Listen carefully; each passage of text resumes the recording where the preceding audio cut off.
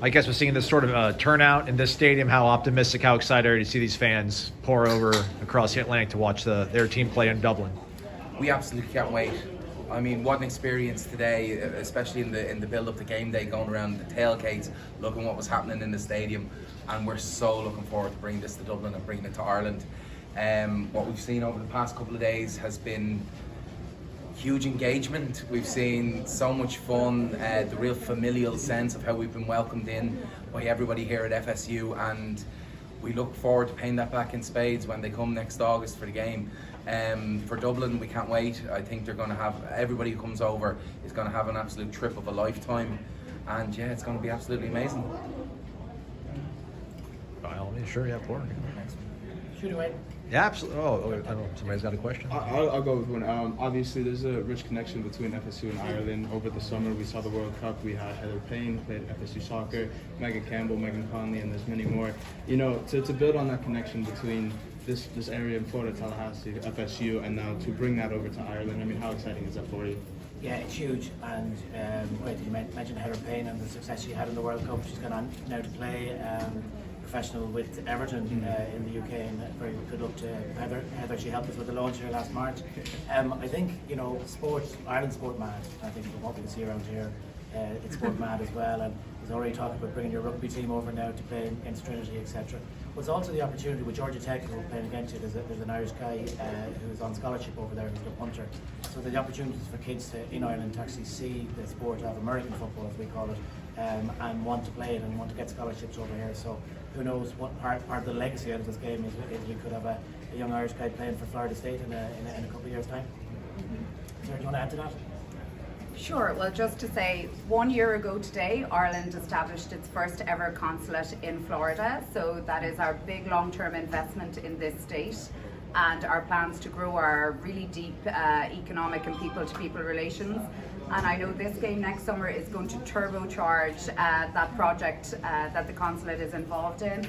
And I'll be here with my colleagues to nurture and grow all those wonderful relationships that are going to be established through the game. And I'm really delighted to be here, and FSU have been superb hosts, and we couldn't be somewhere with a kinder atmosphere than this university, I feel, and the killer instinct too, which is important, obviously. So huge thanks to our hosts. I guess we've seen a lot of NFL games played in London, Germany through the years. Why college football? Why does college football make sense for Dublin, maybe in particular? So yeah, where the population comes into play as well, a little bit. Ireland's nothing more than 76 million people. So we looked at, we're very fortunate to have Notre Dame and Boston College, which huge Irish connections, and that's where it started. Boston College played against Army in 1988. Notre Dame now played there 3 times as recently as this year against Navy, and broke a world record for the largest amount of Americans ever to leave the United States for a single event. So we've honed in on college football for a number of reasons. One, we think it's a really, really good fit as a part of, from a diaspora perspective and from an Ireland connection. You know, we're not emigrating anymore. The last time Irish people came to the United States was in the 1980s. So if we're going to keep them connections, one of them is between Ireland and America as generations move on. Doing it through college football, building relationships with places like Florida State, Georgia Tech, Nebraska, Northwestern, who've come on this journey with us, etc. Is so important to what we're doing here in relation to that. So our objective when we started this was to do a 5-game series. COVID obviously put a stop to the first 2. This game will be year 3. But actually when we launched this game, we changed our objective, and we now, as far as we're concerned, college football will open in Dublin forevermore when men on week 0. And that's the objective now, to keep it there and make Dublin the European headquarters of college football, if you like. Just a question for all 3 of you. Looking at what you guys have saw from the Florida State game here today, are there any elements of the specific Florida State culture that you'll look to replicate when the Seminoles play Georgia Tech next year? So, you know, maybe Renegade and Chief Osceola, more than just the cheerleaders that you find at every game. I'm going to hand over to these 2, but I can tell you, the groundskeeper in the Aviva Stadium has said no rambling wrecks and no horses. So we're going to have to try and put him on holidays on the last week of August next year and cheat a little bit. But one of the reasons the whole group is over is to look at the traditions. How can we look at some of the traditions of Florida State And even watching the team arriving today and how can we actually do that around the stadiums and so forth. So part of the objective was here is to watch what the traditions are and how do we make them a little bit Irish and make you guys feel really at home next year. And that's it. It's about Irishifying it, and it's about putting our slant on game day 0. But wider than that, so it's not just about the game itself. The motto of what we do is much more than a game. So if we look at what's gone on with previous games and what we hope to replicate again next year in the years ahead, we have the game on the Saturday, but we've also got a big cultural element. We've got an educational element through the American Irish Medical Summit. We've got 500 US Ireland business leaders through the US Ireland CEO Club come for dinner.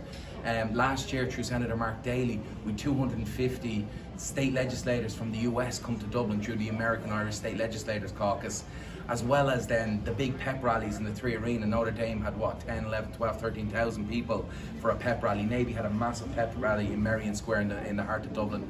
So it's not just the game, it's everything that goes around the game that week. And that's what we're offering, that's what we're saying to people.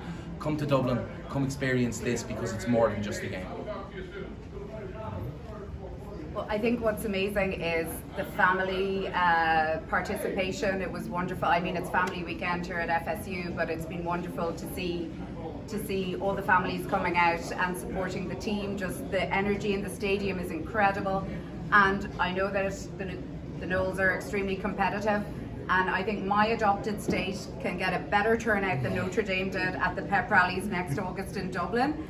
And as to can we get Osceola on the pitch and all that, I think nobody is more persuasive than the Lord Mayor and Pádraig O'Kane, and I have absolute confidence that they will make the impossible possible, as Pádraig has done so many times in the past. So it's going to be, well, he's like, thanks for your faith in me, which I'm not sure how I feel about, but I think no better person to be at the helm of this, and I know it's going to be a sensational game next August in Dublin, with these two playing a huge part in delivering it.